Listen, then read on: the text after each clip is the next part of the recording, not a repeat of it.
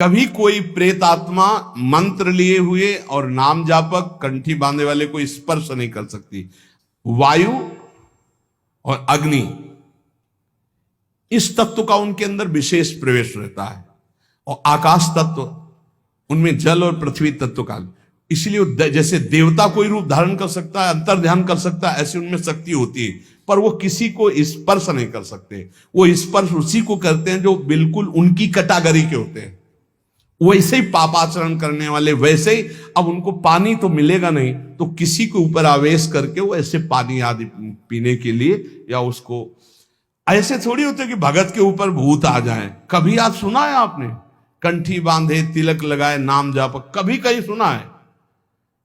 मुझे तो आज तक ऐसा प्रमाण नहीं मिला कि कोई सी भगत के ऊपर आए हो। देखा है क्या कभी कोई? हाँ, नाटक ही करता हो भक्ति का तो बात अलग है कि वो, नहीं तो भक्त के ऊपर भूत कहां आएगा? पंचमहाभूतों का प्रभाव नहीं रहता, एक भूत क्या कर लेगा? इसलिए नाम जो, डरना मत। तो या करे समस्त भूतों के प्रति अपने समान बर्ताव करता हो। भूत से नहीं मतलब प्राणियों से मतलब, सब भूत ही है जो भजन न करे। कोई डर तुम्हारे अंदर नहीं रहेगा यदि नाम रूपी अंगरक्षक हमारे पास है। हर समय नाम। बचपन में जब थे तो एक दो गली ऐसी पड़ती थी, जैसे जानवर जहां बंद थे वहां जाना है, या घर वहां से घर जाना है, तो अंधेरा पड़ता था, गांव में बिजली होती नहीं थी। तो जैसे माता जी से कहते थे बहुत डर लगता है, तो कहती बच्चा जय हनुमान जय हनुमान जय हनुमान कहा करो, डर नहीं लगेगा। उस समय बचपन में संस्कार डाले गए थे कि जब गली में पहुंचते तो अंधेरे में कोई भूत वूत ना हो, तो वह आंख बिल्कुल सीधी करके जय हनुमान जय हनुमान जय हनुमान जय हनुमान दौड़ के गली अंधेरे की निकल जाते थे। वही संस्कार गंगा किनारे भी काम किए कि जीव सब जहां भय लगता तो वहां जोर से भगवान नाम जब कीर्तन शुरू हो जाता। कभी ऐसा नहीं कि कभी दिखे नहीं, ऐसा नहीं, दिखे हैं, पर कभी भय का माहौल नहीं आया। भगवान नाम बहुत बड़ा अंगरक्षक है। नाम पहारू दिवस निश, ये बात ध्यान रख। हर समय नाम जप करो, कोई भय नहीं। और भय है, अगर नाम जप नहीं किए तो भय ही भय है, और नाम जप चल रहा तो कोई भय नहीं। ये पक्का समझना, कभी कोई प्रेत आत्मा किसी भी भजन करने वाले का स्पर्श नहीं कर सकती, इतनी बड़ी ताकत नहीं। तो आपके गले में कंठी बंधी है, इसलिए कहते तुलसी जी की कंठी रखो। नाम जप चल रहा है, कभी कोई ब्रह्म राक्षस भूत प्रेत पिशाच अग्नि बैताल काल मारी मर कोई भी नहीं स्पर्श कर सकता। जिते विनायक शुभ अशुभ, विघ्न करे नहीं कोई। एक बार थोड़ा डरे थे, कमंडल उठा करके शौच जा रहे थे। अब शौच जाने का यही समय होता, 2-3, ये तो शौचालय तो कुछ वर्षों से बने नहीं थे ही नहीं, गांव के बाहर ऐसे जंगलों में ही जाया जाता था। तो एक देखा तो नौबधू खड़ी थी ऐसे, कमंडल लिए हम अपना जा रहे थे, तो और नई अवस्था थी। तो विचार है कि जहां पुरुष, वो उधर माताओं के अलग वो क्षेत्र होते थे, उधर पुरुष नहीं जाते थे। जिस क्षेत्र में माताएं नित्य क्रिया करने जाती थी और जिस क्षेत्र में पुरुष जाते थे माता, तो हमने कहा नौवधु है शायद, इसे पता नहीं यहां बैठना चाहती, तो रफ्तार बढ़ाई।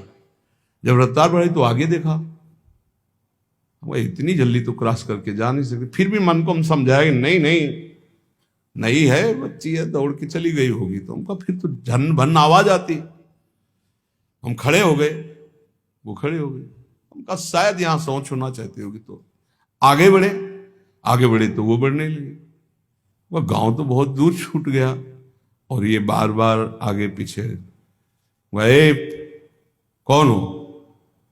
तो ना हमारी तरफ देख रहा ना, बस फिर घूंघट काट के से, अरे हमका मामला गड़बड़ है। कमंडल का पानी ढरकाया, समीर अपना नाम जप करते हुए। वहां कुछ नहीं था, लौट के देखा कुछ नहीं, थोड़ी देर में लौट के कुछ नहीं। देखो नाम चल रहा है तो ये अनुभव करो, कोई डर नहीं तुम्हें छुएगा। इसलिए हर समय डरते रहो, नाम जप करते रहो। हमने एक सत्संग में प्रसंग सुनाया है। एक पुलिसमैन जो है वो ड्यूटी करके आ रहा था, नाइट ड्यूटी। तो रास्ते में एक नवयुवती मिली, तो उसने कहा कि मैं रास्ता भूल गई हूं और आज आप अपने घर ले चलो। उसका ब्याह हुआ नहीं था, पवित्र भाव से वो घर ले गया। जब घर में ले गया तो फिर उसका अपवित्र भाव हो गया उस युवती का। वो तो घर ही था। सुबह निकल गई साथ, बड़ा खुश हुआ कि यार। दूसरे दिन फिर वही मिली तो उसने कहा आज तो घर नहीं भटकी होगी। बोले नहीं, कल से हमारी आपकी मित्रता होगी, हम रोज आपको यहीं मिला करेंगे। अब वो मानसिक शक्ति से युक्त वो पुलिस में, और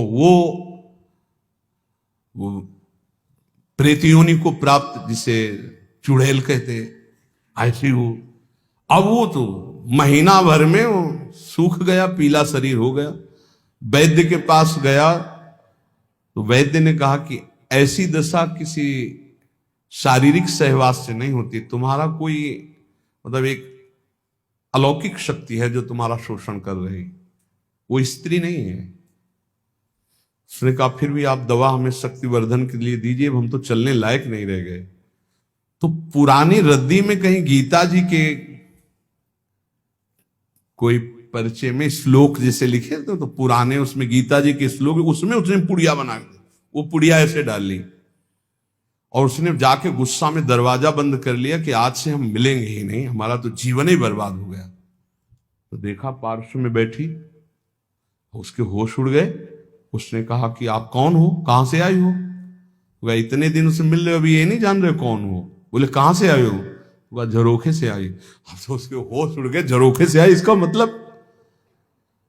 तो उसने कहा दूर क्यों हो, तुम आते ही हमारे को स्पर्श करती थी, आज स्पर्श। बोले पुड़िया हटाओ जेब से।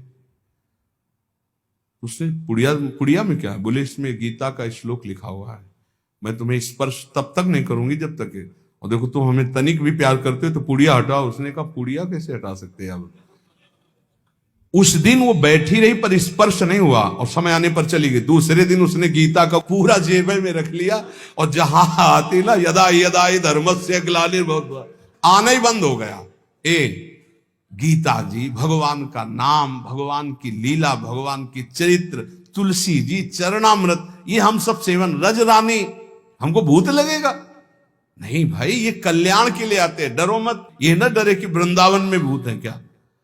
क्या जानते हो आप? भगवत चरित्र पढ़ के देखो, जो ब्रज के भक्तों के चरित्र कैसे मिलते हैं, चरित्र जिनमें ऐसा।